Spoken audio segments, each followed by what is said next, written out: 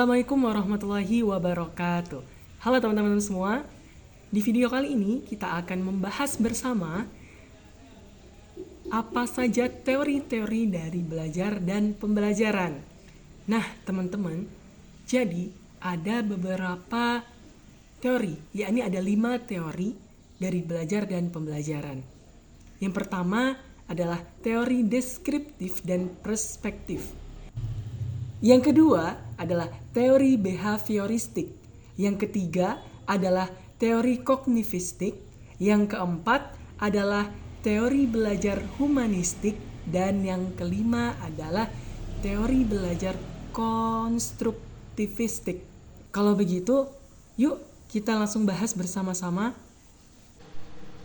Yang pertama, teori belajar deskriptif dan perspektif. Yang pertama, deskriptif. Yang termasuk ke dalam deskriptif adalah teori belajar. Karena tujuan utamanya adalah menjelaskan proses belajar.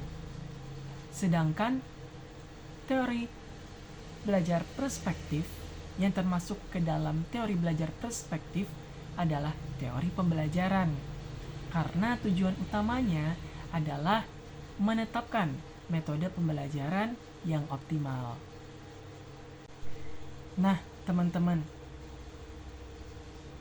setelah kita tahu maksud dari teori deskriptif dan perspektif, ternyata ada beberapa pendapat nih dari beberapa tokoh mengenai pengertian dari teori deskriptif dan perspektif.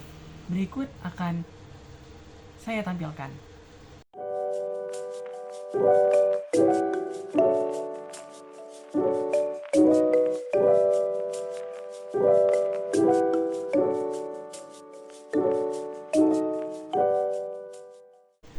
Selanjutnya adalah teori behavioristik.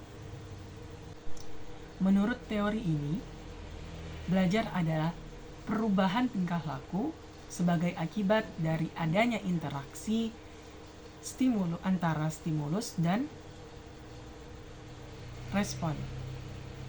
Yang terpenting dari teori ini adalah inputnya berupa stimulus dan outputnya berupa respon.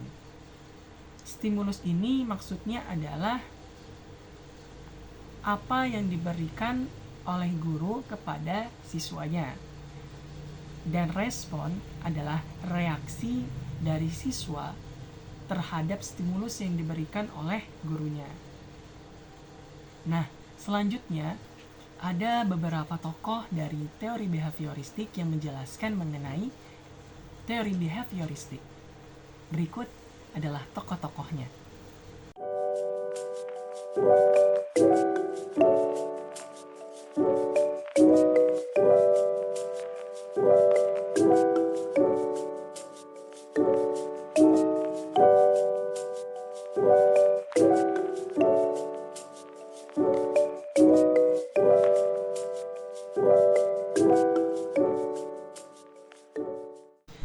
Selanjutnya adalah teori belajar kognitivistik.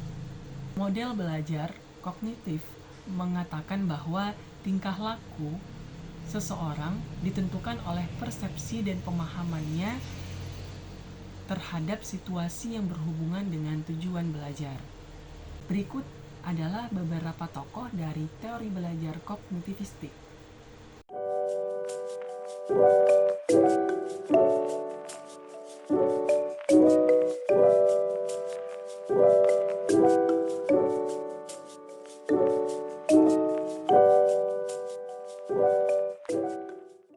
Selanjutnya adalah teori belajar humanistik. Teori ini memusatkan kepada diri peserta didik. Teori ini menekankan kognitif atau penguasaan ilmu pengetahuan dan afektif atau sikap yang perlu dikembangkan dalam membangun individu. Berikut ada beberapa tokoh dari teori belajar humanistik.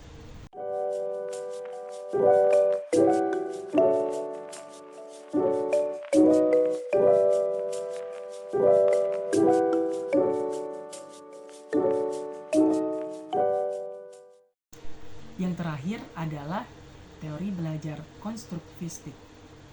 Teori belajar ini mencoba menjelaskan bagaimana peserta didik memahami, bagaimana peserta didik membangun untuk memahami diri mereka sendiri.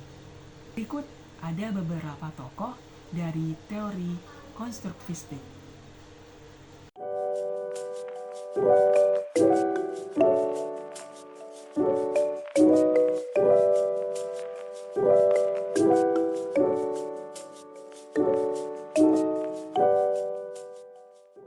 Jadi, itu tadi ya teman-teman, teori-teori dari belajar dan pembelajaran.